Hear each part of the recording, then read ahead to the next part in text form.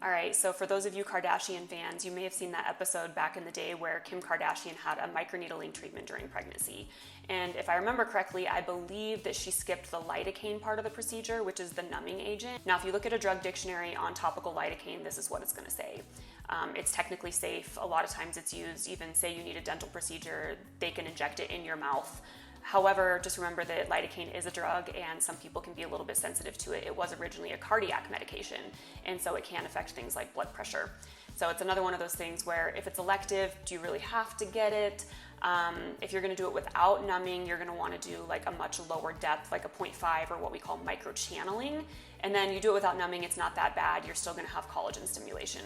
Another thing to consider with like a true microneedling procedure is that at higher depths, you do have a risk of infection or impaired wound healing, because anytime you puncture the skin, you are creating a wound.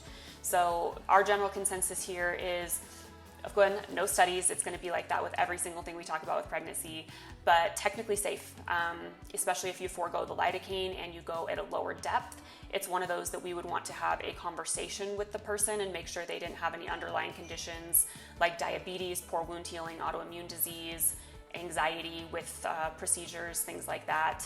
And we'd want to discuss what the goals are or if they're willing to wait. But it's one of those that me personally, if I'm pregnant, I would be comfortable doing it, but I may not recommend that other people do it depending on their personal situation.